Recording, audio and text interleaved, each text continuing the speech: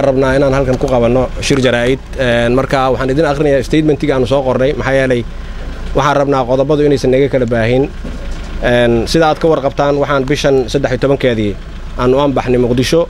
si aan uga qayb galno shir hanaanka qaran ee dawladaha hoose wafdiga intii aan ka ambabixin magaalada Kismaayo waxaa jiray saluug badan oo ku aadan shirka iyo qabanqaabadiisa taas oo la xiriiray dhowr qodob wasaaradda arrimaha gudaha iyo federaalka oo haba yaraatee nala wadaagin macluumaadka iyo ajandaha shirka toona qodobka labaad waxa weeye jawaab la'aan dhammaan codsiyadii la xiriiray arrintaas oo aan u dirnay qodobka saddexaad waa taligelin la'aan dhammaan diyaarinta qabi qoraalka iyo arrimaha kaleenta ee lagaga doodayo shirka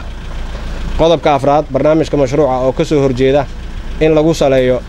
maamulada degmooyinka mabda'a ah in hoos laga bilaabo bottom up waxa la yiraahdo una eg in kor laga keenayo shacabka reer Jubbaland iyo Soomaalidaba annagoo intaas ba og waa hadana markii shirka aanu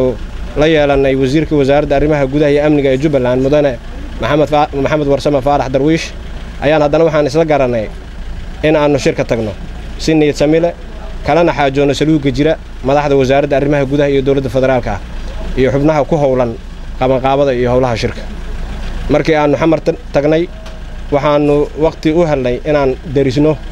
aqrinana qabi qoraalkii shirka lagu lafaguri lahaa oo 2 maalmood ka hor aanu ku helnay email qoraalkaas waxa ku jira qodobo iyo arrimo badan oo aan noo cuntami karin kuwaas oo haddii aan tusaale idinka siino kala ah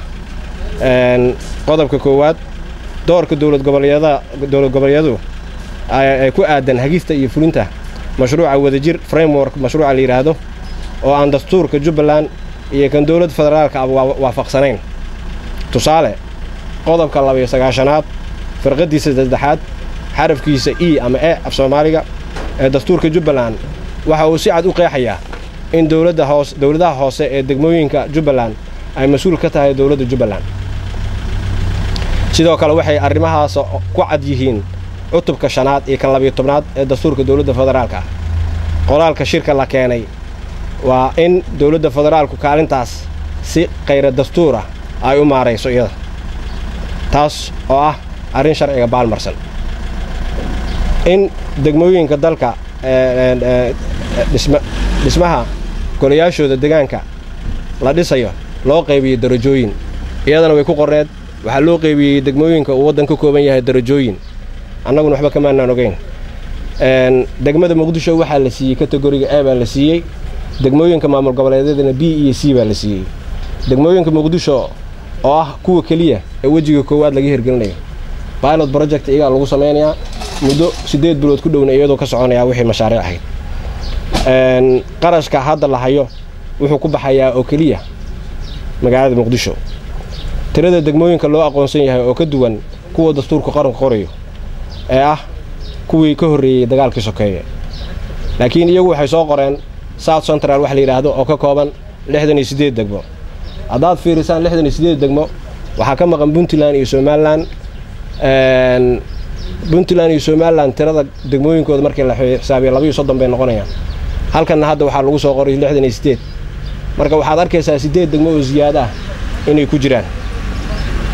waxa inta noo dheeraa iyadoo naga qayb galinin diyaarinta iyo ururinta qoraalka dawladda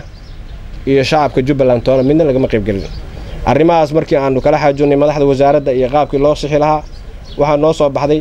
in aan haba yaraatee diyaar loo ahayn in wax la saxo lagana soo jawaabi waayay qoraalkii aanu arrintaas uga gudbinay waxa aanu go'aansanay in aanan shirkaas ka qayb galin